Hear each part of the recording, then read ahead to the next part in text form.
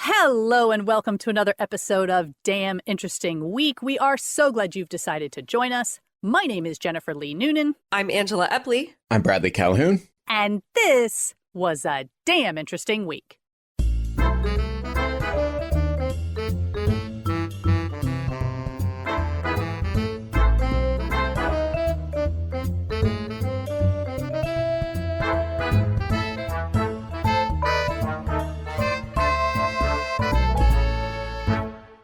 So let's get started with our first link. First link. Okay, from Medical Express. That is express without the E. Ooh, it's extreme. It might be. This article is called Two to Tango. A study shows dancers' brains sync up as they move together. Ooh. So we now have the data, specifically from scientists from the University of Colorado Boulder. And the word that they use scientifically here is coupling.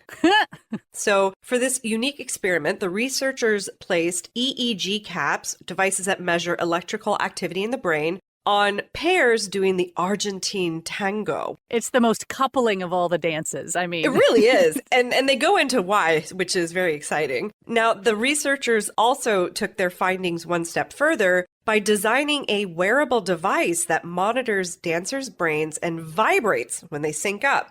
The tool is worn on the dancer's wrists, and it's still in its early stages, but the scientists are thinking that similar technologies could one day help people learn a wide range of tasks that require humans to coordinate without speaking, like playing music or team sports. Because when we are performing, we're not conscious of this sort of synchronization. And the goal of the scientists here was to bring unconscious things to the conscious level.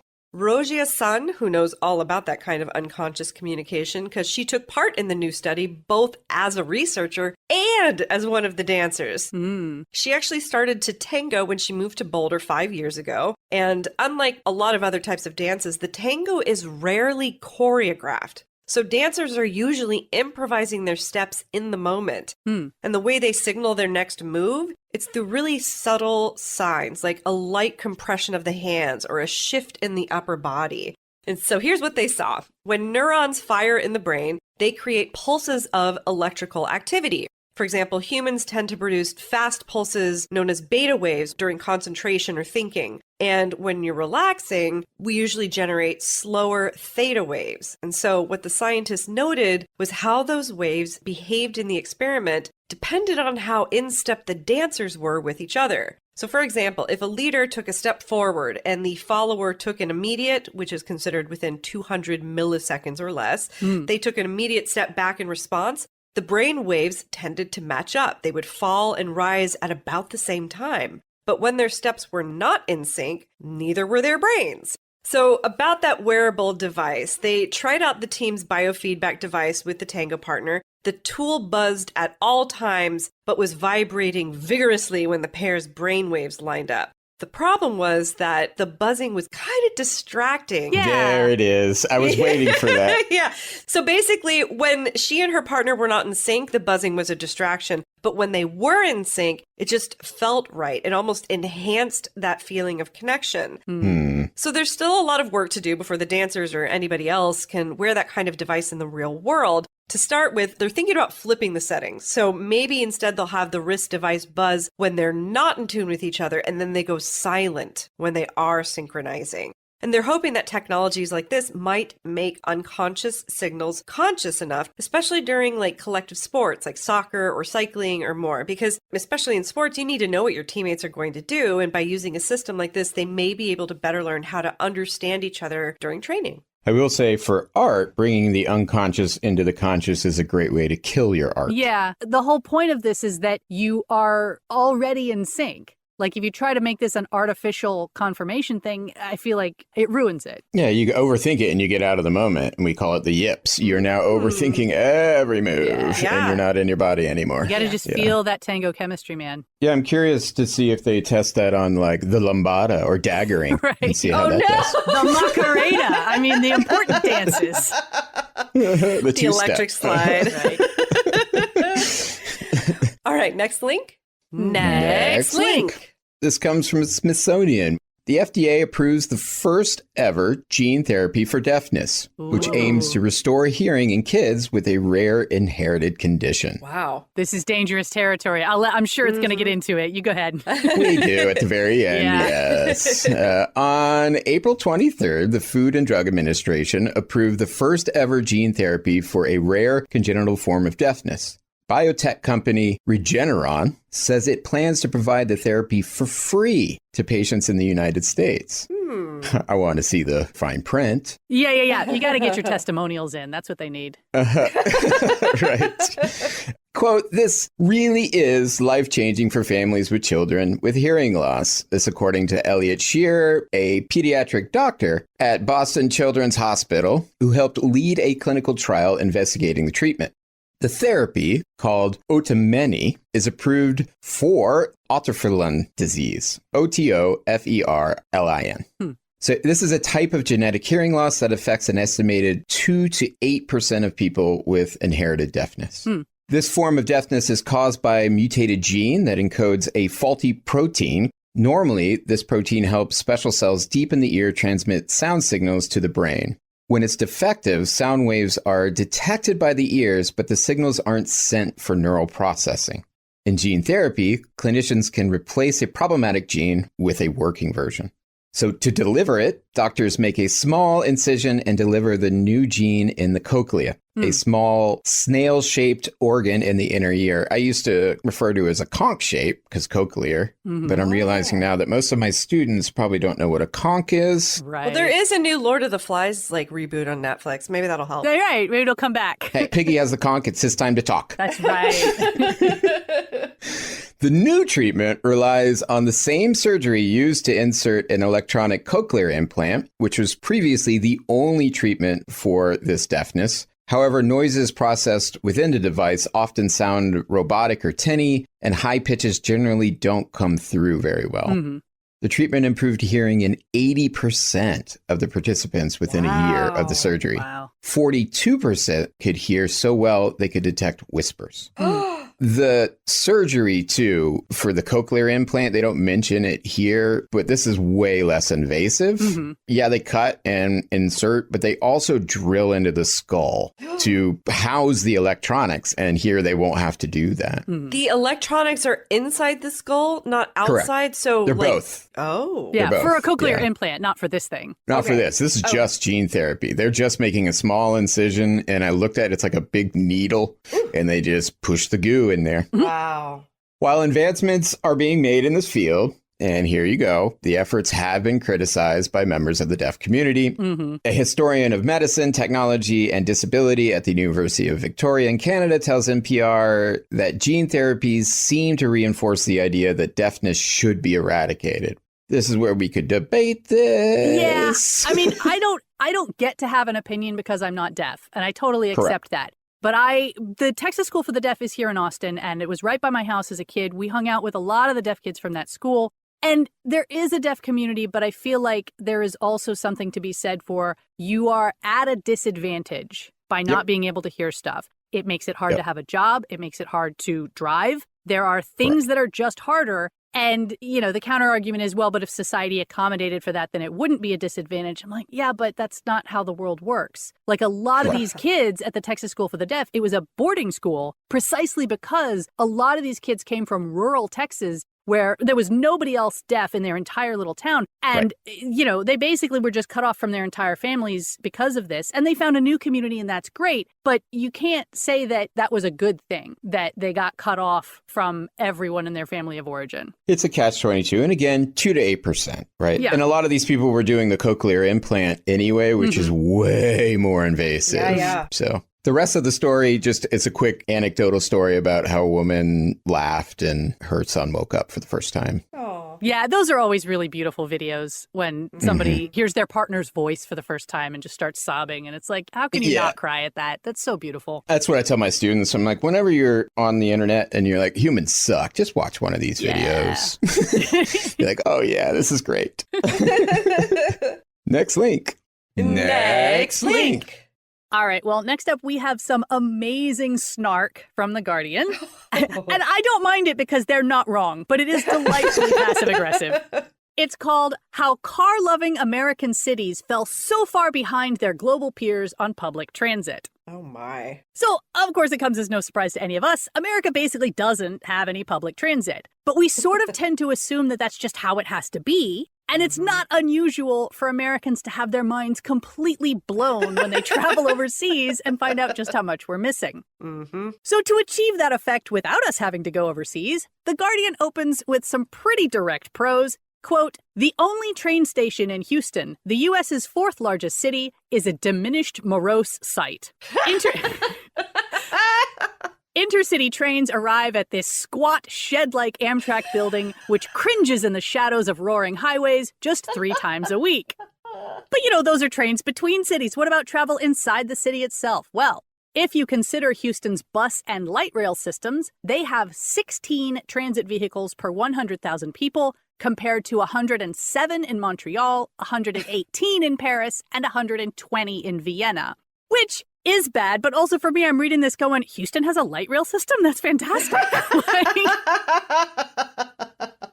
And The Guardian agrees that Houston's actually doing pretty okay by American standards, noting that Detroit has just 8 transit vehicles per 100,000 people, Oklahoma City has 6, and Frisco and McKinney, a combined urban area of 500,000 people near Dallas, has none at all. Wow. Which, if I could just defend McKinney for a second, which are definitely not words I thought I'd ever say, but near Dallas is stretching it a bit. For our UK listeners, McKinney and Dallas are about as far apart as London is from Crawley. Yep. That being said, there are multiple train routes that connect London to Crawley running about every 15 minutes. So again, they're not wrong. They're just being really mean about it. And more to the point, those high-speed trains can get you between those two urban areas in about a third of the time that it would take to travel by car. In America, public transit, where it exists, is by definition much, much slower than a car. In fact, even in New York City, which The Guardian describes as the premier subway system in the U.S., they still have fewer transit vehicles per capita than Tehran.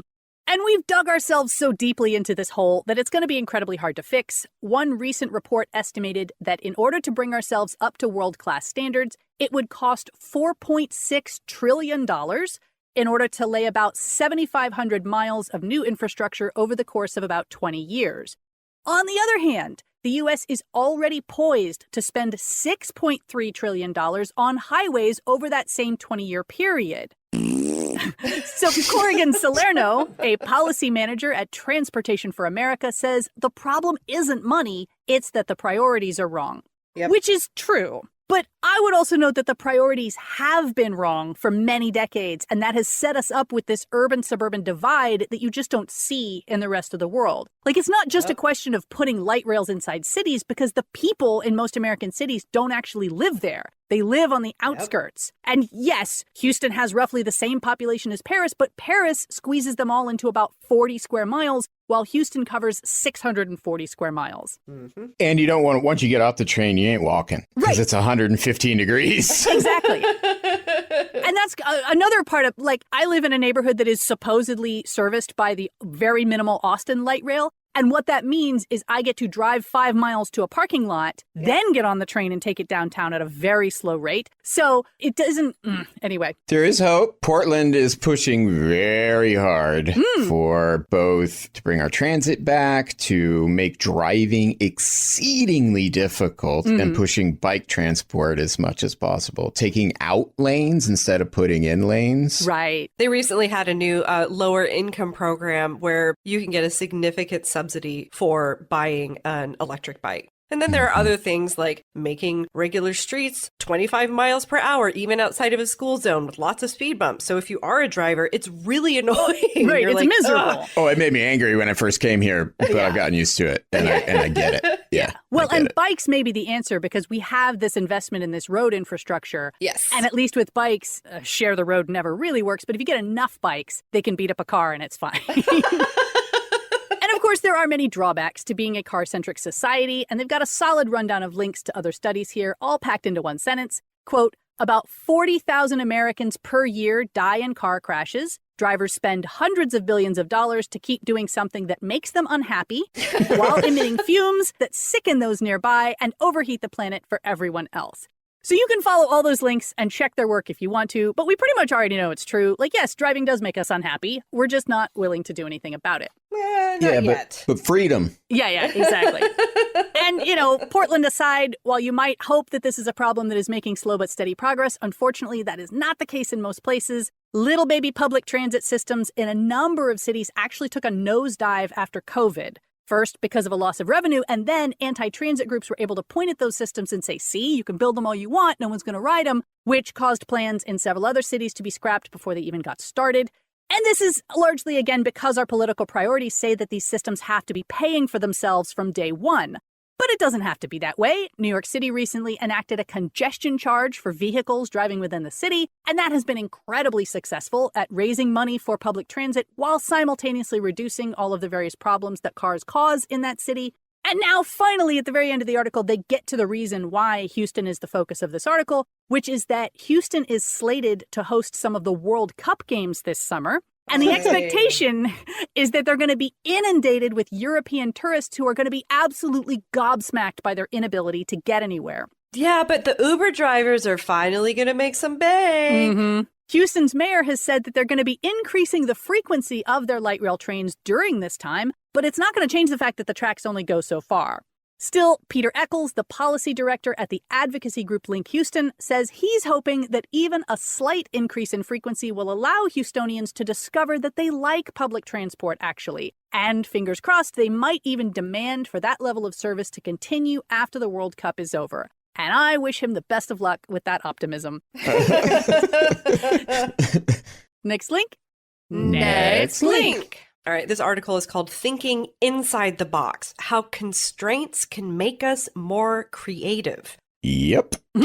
Yeah, I've got so many stories of this. Well, so do I, because this article starts off taking us into 1975. An 18-year-old named Vera Brandes had not intended to make music history on that night. She just planned to put on a sold-out concert at the Opera House in Cologne. Just a little sold-out opera house. No big plans. Just a little sold-out opera house. I mean, how she even got into the concert promoter business is wild. When she was 14, a family friend who ran a jazz club in town overlooked the club's age limit so she could get in. She became a regular. After she turned 16, a prominent British saxophonist asked her to be his agent and arrange tour gigs. And she's like, I'm still going to school. My mother would kill me. He replied, well, your mom doesn't have to know. So when her school day ended around 1 p.m., she had plenty of time to get on the phone and call venues. And so that's how she became an agent. Mm-hmm. What she did next was start her own concert series called New Jazz in Cologne. And she wanted to bring musicians who were shaping their field, usually fusing jazz with European classical or folk music. The fifth concert in the series would bring a 29-year-old American piano phenom named Keith Jarrett. So Brandes, our young concert promoter, met them at the hotel that afternoon. They drove to the venue and they wanted to look at the piano because Jarrett had specifically requested a 9.5-foot-long Bosendorfer 290 Imperial concert grand piano. Turns out, as they get in the venue, they look at the piano. Jarrett tested a few keys. And it's a synthesizer. Wasn't that bad, but they could immediately tell something was wrong. And it wasn't just that the piano was wildly out of tune, which apparently it was the wrong dang piano. It was 2.5 feet shorter than the Bosendorfer Imperial, which meant it had fewer keys in the bass range. I mean, is it even a piano if it doesn't have 88 keys? That's bizarre. They're different instruments, I suppose. Yeah. The pedals were also sticky, and while the lower register wasn't great, the upper register was worse due to worn out felt on the hammers. So this pianist, Jarrett, he would later become known as a performer liable to stop mid-melody to dress down audio engineers or audiences if they interfered with his sound. He once threatened to cancel a concert if he heard the click of a single camera. And there he was, presented with an instrument he later described as sounding, quote, like a very poor imitation of a harpsichord or a piano with tacks in it. So while Brandes had been working on this piano problem, Jarrett was sitting in a car, assuming the concert was canceled. He was just waiting to be taken back to her hotel. But when Brandes looked out the window and saw the car start to leave, she bolted outside, opened the door, and leaned in and said, Keith, if you don't play tonight, I'm going to be truly effed. And I know you're going to be truly effed too. Now, her English was mediocre, but she was actually using the word. And she didn't even really know what she was saying, but she did remember once that Miles Davis said something like that to his band once. So she was like, I don't know, I'm going to use this phrase I heard him say once. And it worked because after a long pause, Jarrett said, okay, I'll play, but never forget, just for you. Aw. So the piano tuner called in his son to help, and they set to work doing the best they could to get the wrong piano into a somewhat playable state. Finally, he sat down to play. And how did it go? Well, it was magic from the very first notes. Here's what happened. The tuner was able to get the middle register in order, and the bass register was playable, but the upper register was still a problem. It was such a problem that the first tinkling notes of the upper register sounded like the pre-concert bell that ushered the audience into the seats, which was so unusual it actually made the crowd kind of giggle. But he's an improvisational pianist, so instead of relying on the full range of notes, he focused on ostinatos, which are repetitive patterns of notes, out of which recurring themes began to blossom. In contrast to the sprawling free jazz improvisation that was common in Europe at the time, he spent long stretches just playing a few chords with his left hand, like 1 10-minute span alternates between 2 adjacent chords, while his right hand played the part of the soloist, improvising groove passages in a narrow pitch range, but with widely varying rhythms and recurring elements. Now, this smaller piano was not meant to project sound that could reach the balconies, so he had to press the keys, especially in the bass register, kind of aggressively. And along with that, he occasionally supplemented it with a novel percussive element, namely stamping his foot against the pedal but without pressing it down. And he was getting into it. Like, here and there, he would add a well-timed hoot of apparent delight. And the next day, Jarrett was already back in Switzerland for another show. But that wasn't the end for the Cologne concert, because even after he had agreed to play, he and his manager almost dismissed the recording team. But since the sound engineers were already there, they let them go ahead, assuming nothing would come of it. Actually, the Cologne performance eventually became the best-selling solo piano album of all time. Wow. The concert promoter remembers half a century after the concert, quote, "That piano did him the biggest favor on the planet." So that's a really long prologue, but a beautiful story that hints at what psychologist Katrina Tromp has termed the green eggs and ham model of creativity. This is the paradoxical idea that working with constraints can yield more creative outputs. And it gets its name from the origin of that children's book by Theodore Geisel, which began when Bennett Cerf at Random House bet Geisel $50 you can't write a children's book using just 50 words. So just like our pianist Jarrett, Geisel was given limited sounds to work with, so he had to focus more intently on exploring rhythm, quickening the words as the plot quickened. And he found it extremely difficult, but also extremely generative. And there was a prominent creativity study that put it this way. Given complete freedom, our very strong urge is going to be to follow the path of least resistance. We do only what we have done before or follow the first example that jumps to mind because our brains like convenience and that takes less cognitive effort. There's a related phenomenon called the Einstellung effect, which is a psychology term for the instinct of problem solvers to employ only familiar methods, even if better ones are available. As one creativity researcher put it, without constraints, composition takes place in a cul-de-sac of the customary. Woo!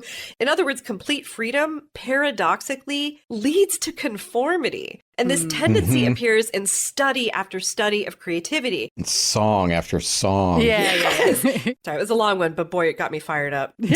Next link? Next link. Speaking of making the best of what you got, this is the New York Times. A mistaken guy. That's with a capital G. The 20-year legacy of a live TV blunder. Uh-oh. You all have seen this. It's great, but I'll explain. Guy Gorma realized that he was in the wrong interview when it became clear that he was about to be on live television. Mr. Goma, who was at BBC headquarters in London to apply for an IT position, had just been ushered into a room and told to sit at a table. A news anchor he recognized came in, sat across from him, several screens in the room flickered to life, Mr. Goma's face on them, when suddenly he thought, oh dear, I'm in the wrong place. Hang on. The anchor then turned to him and asked if he was surprised by the verdict in the big legal case. Okay, Mr. Goma thought to himself, let me put myself together. What followed that morning in May 2006, which I can't believe it's been that long, was one of broadcasting's biggest blunders. A case of mistaken identity in which the wrong person was interviewed as an expert on live television. The mix-up became an early viral internet moment and an accidental critique of the high-pressure churn of modern TV journalism.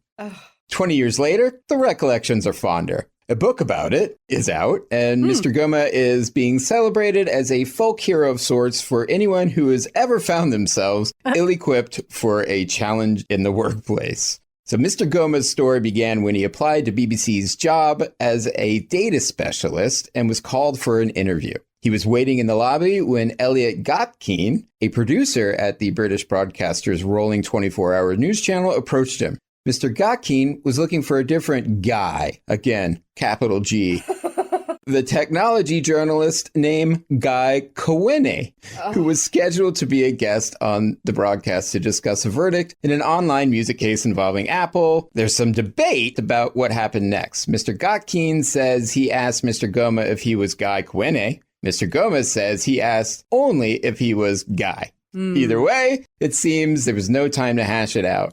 We are on air in 5 minutes, Mr. Gotkin recalls thinking, so I take him with me.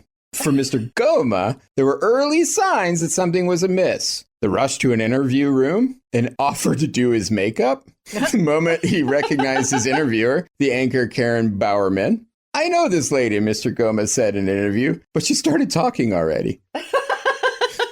Miss Bowerman introduced him as Guy Cochlear, and Mr. Goma's face contorted. I was fighting to say something, but then it's just like something came down to me and said, just relax. Yeah, you just got to do it, man. The voice in his head, he recalled, was that of his mother when he was growing up in the Republic of Congo. She taught him to respect others by not making a big deal of their mistakes. He gamely tried to answer the interviewer's first question. It's very surprised to see this verdict come on me, Mr. Goma replied, because I was not expecting that. The anchor seemed puzzled, but followed up with questions about whether the case would change consumer habits and if more people would go online to download music. Exactly, Mr. Goma said. You can go anywhere on a cyber cafe, you can check. It's going to be very easy for everyone to get something on the internet. Oh, how right he was. Miss Bowerman then quickly brought the interview to an end. What was remarkable about the 82nd episode was how Mr. Goma performed under pressure. His answers are calm, understandable, and maybe in some ways more distinguishable than we would get from an expert. Right. After the interview, Mr. Goma said he informed the BBC staff that they actually had the wrong man. He interviewed for the job he had applied for, but didn't get it. Oh, come on. After that, they're not going to hire him. Oh, yeah. The mix-up was covered in newspapers for weeks. Paparazzi hounded Mr. Goma, and he moved. Aww. Mr. Gotkin left his job a few months after the interview. Mr. Goma, 58, he has a job now working with people with learning disabilities. Well, that's nice. Yeah, but the enduring relevance of Mr. Goma's interview may have to do with how it cracked the glossy, ultra-polished veneer of television news and the way it reflected how much televised expertise demands on plausibility of performance and composure. One of the law lessons my old man taught me a long time ago is it's not how good your case is. It's about how convincing your experts are to a jury. Yep. Yeah, I mean, it is very disheartening when you learn just how staged so many interviews are.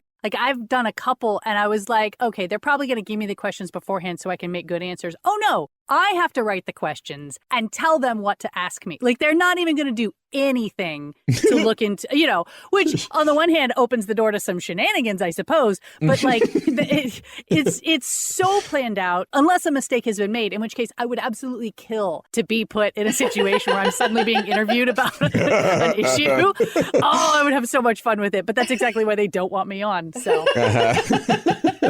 And I'm sure they vet for that a little bit more now, maybe. Right. Well, they're like, I'm not going to ask you questions and be surprised when you can't answer them. You're going to hand me questions, and if you don't, you're not going on air. That's so right. I'm not the stupid one. Exactly. All right. Well, that is all we have time for today. We're so glad you've joined us. Some of the articles we did not have time to get to today include the attention span panic, why we need to treat Earth like a spaceship, And people who are blind from birth never develop schizophrenia. So all that and more, plus everything we talked about today, can be found on damninteresting.com. If you like our podcast and want to support us, you can do so at patreon.com/damninterestingweek. In the meantime, my name is Jennifer Lee Noonan. I'm Angela Epley. I'm Bradley Calhoun. And we hope you have a damn interesting week. Bye-bye.